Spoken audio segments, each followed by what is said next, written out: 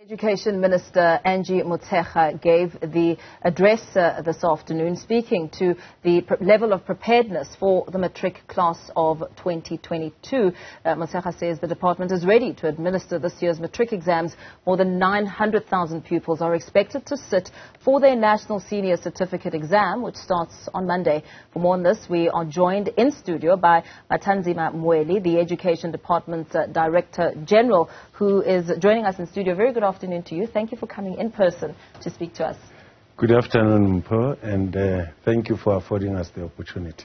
Now, you and I sit, as we listen to Satu's remarks, perhaps let's start there, where load shedding is a factor. I mean, the Minister, Angie Motshega, was also asked questions around load shedding, and she said that learners should rather work around the schedule because it is what it is.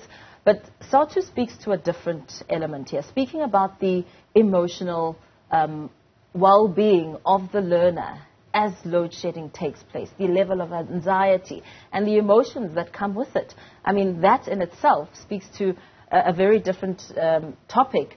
How much leeway is there within the department to ensure that schools, whether it's a quintile 5 or not, have generators to ensure that when load shedding happens, the school is able to operate as normal? Well, load shedding has become a reality of our daily life. I, to a very large extent, agree with what Mr. Maluleka is saying. It impacts not only on your preparedness, it has the propensity to also impact on your emotions.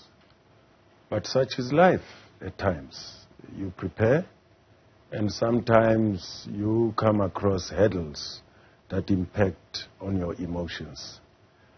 Our learners have demonstrated amazing resilience. I've been crisscrossing the country, assessing the level of preparedness, and they have assured me that they are prepared. They've done whatever it takes, what is humanly possible, for them to be prepared.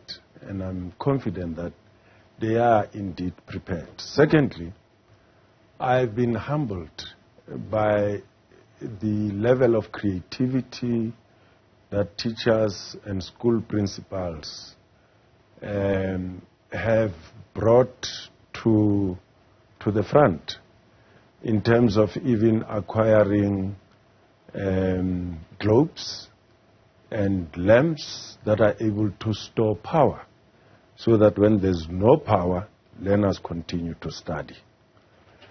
Well, I would say that with the writing of computer application technology, paper 1, and information technology on the 25th and the 26th respectively this past week, the biggest risk is behind us in terms of the actual administration of the exams. Of course, the ability of learners to have enough electricity for them to study adequately, it's a challenge that families, communities, schools are dealing with. We would wish that we didn't have load shedding, but unfortunately, it has become the reality of our lives. Yeah, the reality of our lives that is here to stay for quite some time, looking at, all the measures that are in place to ensure that it is eventually done away with. In the midst of it, I know the department has different categories when it comes to schools.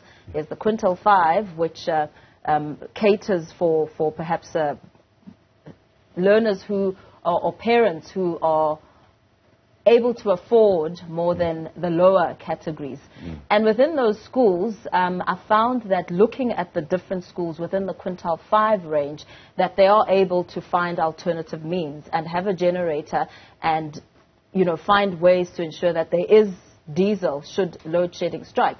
But what about everyone else? I know that there is budget that goes to the different categories. Is there any talk around, making sure that schools around the country do all have generators, and is there allocation in terms of budget? Well, in the long term, we're looking for options of alternative energy, I had a discussion with the DG of Public Works not so long ago. We're looking at various options of alternative energy or alternative power. That's what we are looking for in the not so distant horizon.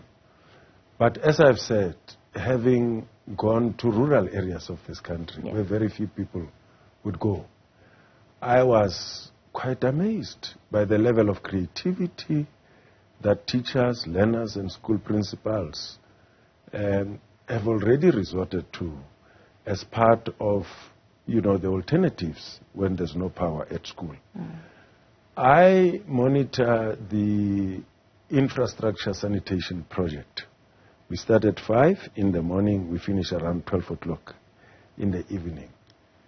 During those times when we move from one school to the other, I was pleasantly surprised to see learners and teachers at school using these alternatives that I've shared with you. Yeah.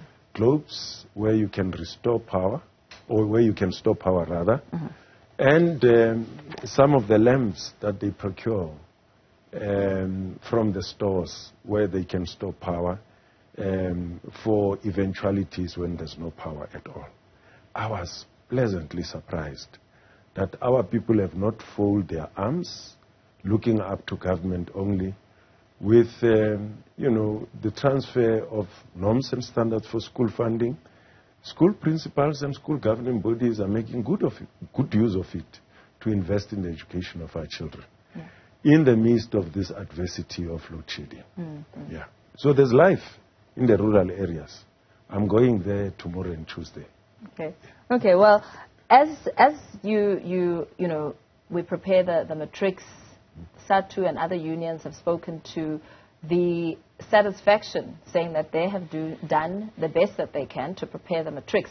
But we know that this group of matrics comes from the hard lockdown of COVID-19, and that in itself came with huge backlogs when it comes to trying to catch up and ensuring that matrics are indeed ready. When it comes to that process and the expectations for the country and matriculants in the midst, we've added load shedding in our conversation as we speak. What are the expectations? Well, I'm amazed and impressed with the level of resilience from our children. It's not only the story of 2020 and 2021. It's the story of 12 to 13 years. Yeah. And having met with them and the level of confidence that they've demonstrated, I've seen this in the class of 2020 when many people said, look, it's all gone. Forget about 2020. The academic year is gone down the drain, let alone the exams. Lo and behold, our children, their parents and teachers came to the party. They did not only write the exams, they did exceptionally well. They surprised our worst critics. So I'm expecting the same. We've given them the support that they desperately needed. They've been extremely receptive to opportunities that we made available to them. I'm sure you would have picked up when we presented the technical report that over 90% of them did show up for the extra tuition programs that we made available to them. Yeah. Teachers have also been speaking about, going out of their way to prepare the learners, including the weekends and all the days that come with it. And we know that SADTU and NAPTOSA have now accepted the 3% wage increase offered to public servants. But they say they accepted it not because they really wanted to, because they had no choice, and they say that their members agree that the wage increase was essentially an insult.